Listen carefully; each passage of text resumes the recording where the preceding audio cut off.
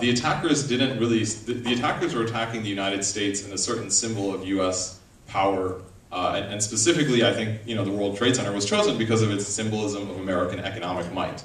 They weren't sitting there saying, let's find a building that's full of one specific religion. They were attacking America, and they were attacking a certain symbol of America. What is America's power truly, really? It's ideological and it's economic. I mean, those are really the foundations and I would say the uniqueness that we have. So I would say, again, I know it's not easy. Nobody likes an environment where you walk into a subway station and people are talking about alerts. But firstly, keep in mind that when these attacks happen, they attack everybody. They kill indiscriminately. They're just looking to kill. They don't care who, they don't care what age, they don't care religion. They just want to kill. I mean, this is literally their objective, is to create terror, right? And another point is, keep in mind that a lot of Muslims are doing their best to also keep the country safe. There are thousands of Muslims in the US military. There are thousands of Muslims in the New York City Police Department. I have very good friends who are Muslims in the police department. They're a Muslim police officer here today, right now, and they do their best. Myself and my organization, we work with US government agencies in the federal, state, and city level around issues of extremism to see how we can potentially help. So the point is that we are doing our best as Americans to keep the country safe.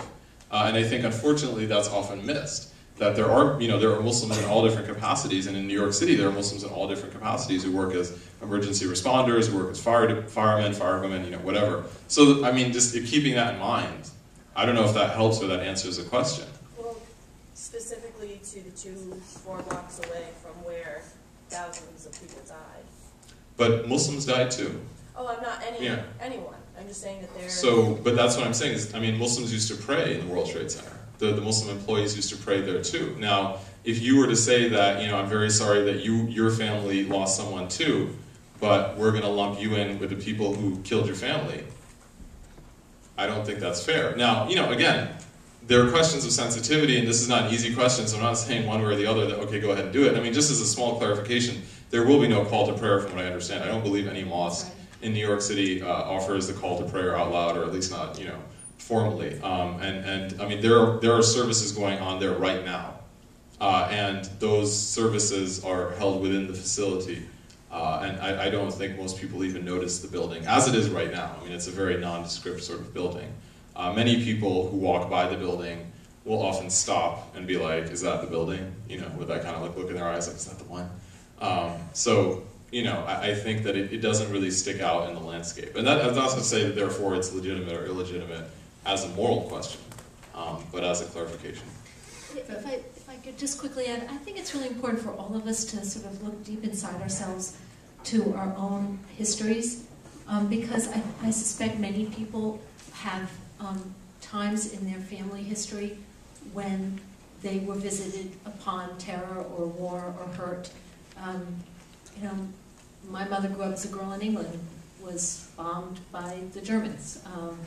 After that, could never go to Germany, could never buy a German car, could never buy a German product.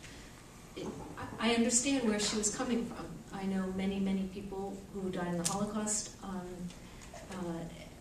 and their families still harbor that. And this is really hard.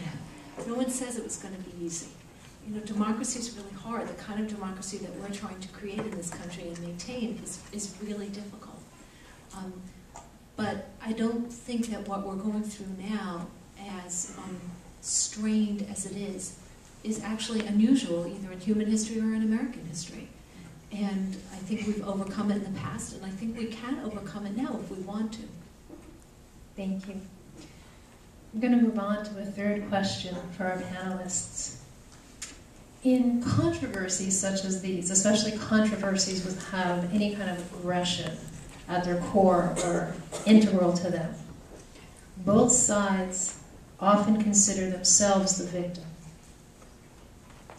I'd like to know if you see yourself or the position you represent as a victim, and if so, how you see yourself as a victim, or why you see the position that you are representing here as the position of a victim. Jane, would you like to start? I mean, if I'm going to be honest, I don't feel personally victimized. If I were Muslim, I might. I mostly feel really sad. that it's come to this, that we can't recognize our fears and rise above them, that we're dealing with a lot of accusations and inaccuracies, and that we have taken something and, I think, blown it way out of proportion.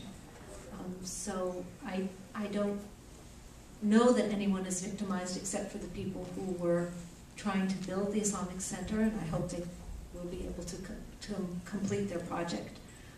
But I think we're all the poorer for it. Thank you. Eve? I most certainly do not feel like a victim in any of this. In a larger sense, I think the sooner that people drop the victim speak on all sides of this question, the sooner we can actually sort of get at what's behind the supposed inaccuracies and what we're talking about. I certainly do not feel bad for anyone behind Park 51. As far as I know, I'm sure they will build their big building. Life will go on, and even if they don't, I don't feel particularly sorry for them.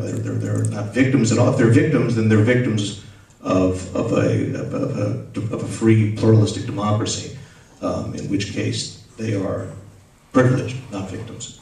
So, no, I don't. I object to the. This is a premise of the question I agree with. Both sides do often consider themselves victims, and it's a disease, and it's too much. Thank you. Arun? Well, I don't think that perhaps some of the more fortunate people in the room, in which I would consider myself included, should or can consider themselves victimized.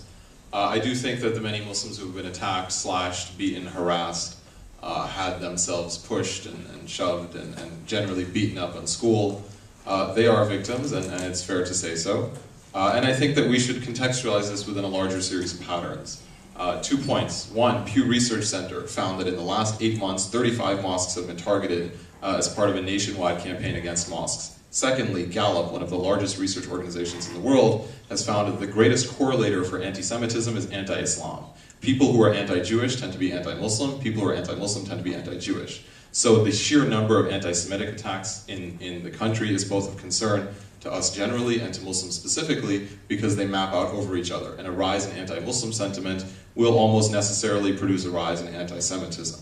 And I think in general, a rise in ugly sentiment against, for example, gays. We've seen what's been happening in New York and in New Jersey recently. There's a lot of ugly stuff out there. And I think, for myself personally, I don't see myself as a victim. I'm very fortunate. My parents came from poverty and established themselves in the United States. They did very well for themselves, for which I feel blessed and grateful. They were both doctors. My mom worked for the Veterans Administration. She worked for Veterans Hospital, actually. I was able to get the best education I could get, so I'm personally fortunate. But there are a lot of people in a lot of different communities in the U.S. who don't have that level of fortune. And for people who are more economically vulnerable, personally vulnerable, they are victimized. And I don't just mean Muslims. I mean, whenever you have this kind of rhetoric on any side, the people who lose out are the people who are poor, who are economically insecure, who are personally insecure, who may not have legal status. Those are the people who lose out. And I think a compassionate point of view would recognize that there are a lot of people suffering in this country for reasons of race and religion, and we shouldn't dismiss them. And I don't think that we should ever view victimization as a disease, because it neglects the fact that people really are suffering and people are hurting. And I think that there's continued sentiment in victimization of people who are Latino, who are African American, and people who are white American. I mean, many of the people who've been hit hardest in the economic recession. And again, I'm not saying that this is therefore, I'm not trying to get into like a larger question. What I'm trying to say is that this is all connected. If everyone's a victim, because you've now named everyone, then no one's a victim, right? Then we're all just here. I just said I'm not a victim. Okay. As a group, of every group.